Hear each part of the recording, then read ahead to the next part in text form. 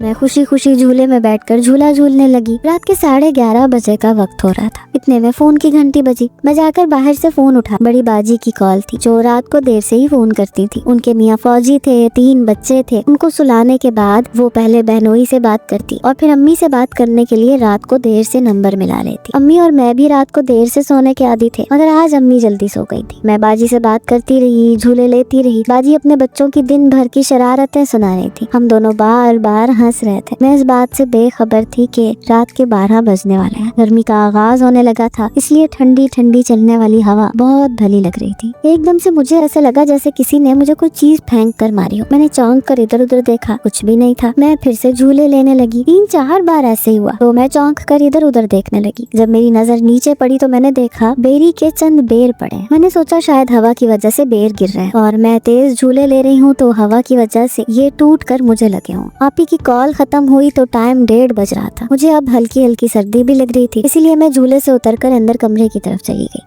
मुझे ऐसा शोर महसूस हो रहा था जैसे कोई पत्तों पर चल रहा हो। मैंने सोचा शायद कोई बिल्ली हो। मैं जाकर सुकून से अपने बिस्तर में दराज होकर ड्रामा देखने लगी। मेरा इरादा था कि फजर पढ़कर ही थोड़ी देर सोऊंगी। एकदम मुझे लगा जैसे कमरे की खिड़की पर किसी ने दस्तक दी हो। मेरे कमरे का दरवाजा अंदर से बंद था। खिड़की पर रंगीन शीशे लगे थे। मैं थोड़ी परेशानी से खिड़की की तरफ देखने लगी। अब मुझे बाहर से चूड़ियों के शोर जैसी आवाज आ रही थी। मैं परेशान हो गई। वैसे तो मैं बहुत बहादुर थी, मगर रात के इस पहर इस तरह से आवाजें। मैंने फोन को साइड पर रखा और खुद पर आयतल कुर्सी पढ़कर दम की और फिर मैं सोने के लिए लेट गई। मुझे जरा सी देर में ही नींद आ गई। अब मेरी आंख फजर की अजान पर खुली। मैंने उठकर वुजू किया तो अब्बू भी उठ चुके थे। वो दोनों भी नमाज पढ़ने की तैयारी में थे। हम तीनों ने नमाज पढ़ी, तिलावत की। फिर अम्मी जाकर नाश्ता बनाने लगी और अब्बू की आदत थी कि जब भी सुबह को तिलावत करती थी तो वो अगरबत्तियां जलाकर घर के बैरूनी दरवाजे पर लगा देती थी। ये आदत मुझे मेरे अब्बू से मिली थी। अब्बू ने जाकर दरवाजे पर अगरबत्तियां लगा दी। नाश्ता बन चुका था। हम तीनों ने नाश्ता किया। उसके बाद अब्बू तैयारी करके स्कूल के लिए निकल गए। मैंने अम्मी के साथ जल्दी जल्दी थोड़ा काम करवाया। अम्मी कहने लगी, बेटा रात को सोई थी? मैंने कहा नहीं अम्मी, फौजिया बाजी की कॉल आ गई थी, फिर थोड़ी देर जाकर सोई थी। ऐसे ही हल्की फुल्की बातें करते हुए सुबह का सारा काम खत्म हो गया। तभी दरवाजे पर दस्तक हुई तो अम्मी दरवाजा देखने चली गई। कोई पड़ोसन थी। अम्मी उसे लेकर अपने कमरे में जाकर बैठ गई। मैंने 2 कप चाय बनाई, ले जाकर उनको दी। बहुत भली औरत थी। उसकी बातों में कोई भी चालाकी नहीं थी और सबसे अच्छी बात कि उसने मेरे चेहरे को लेकर कोई भी बात नहीं की। शहर में तो मैं किसी के सामने भी नहीं बैठ सकती थी, क्योंकि लोग घर आते ही सबसे पहले तरह तरह के मुंह बनाकर मेरे चेहरे के दागों के बारे में पूछने लगते। हर किसी को जवाब देते हुए अम्मी भी दुखी हो जाती, इसलिए मैंने इसका हल ढूंढ रखा था। जैसे ही दरवाजे पर दस्तक होती मैं अपने कमरे में जाकर बंद हो जाती। मगर ये गाँव के लोग बहुत सादा थे। मैं उनके पास थोड़ी देर बैठकर उनके लिए दाल चावल की तैयारी करने लगी, क्योंकि यहाँ पर गैस नहीं थी, तो इसलिए अब्बू ने सिलेंडर का सिस्टम शिफ्ट करने से पहले ही करवा लिया था। थोड़ी देर में मैंने दाल चढ़ा कर चावल भी गोल कर रख दिए और खुद जाकर अपने कमरे का चक्कर लगाया कि थोड़ा बहुत वहाँ भी देख लूं, कोई छोटा मोटा काम हो तो कर डालूं। मेरे सरहाने के पास मोतिये की कलियां रखी थी। मैंने ये सोचा कि शायद अब्बू नमाज पढ़कर जब सुबह की सैर करने के लिए गए थे तो शायद तब उन्होंने लाकर रखी हूँ, क्योंकि मुझे बहुत पसंद थी। मैं अक्सर ताज़ा फूलों को अपने कमरे में सजाए रखती थी और फिर जब जरा मुरझा जाते तो उन्हें कपड़े के अंदर बांध कर अपनी अलमारी में रख देती थी, जिससे मेरे कपड़ों में हर वक्त ताज़ा फूलों की महक आती थी। फूल बिल्कुल ताज़ा थे। मैं मुस्कुराई। शहर से आते वक्त मैंने जो भी फूल लगा रखे थे वो पड़ोस की आंटियों को दे आई थी, क्योंकि इतनी दूर सफर में गमलों की टूट फूट का अंदेशा था। अब मुझे ये इंतजार था कि कब अब्बू थोड़े फ्री हो और वो मुझे दोबारा से फूल और गमले ला कर दें, जिससे मैं अपने घर को सजाऊं, और इन चीजों का बे इंतहा मुझे शौक।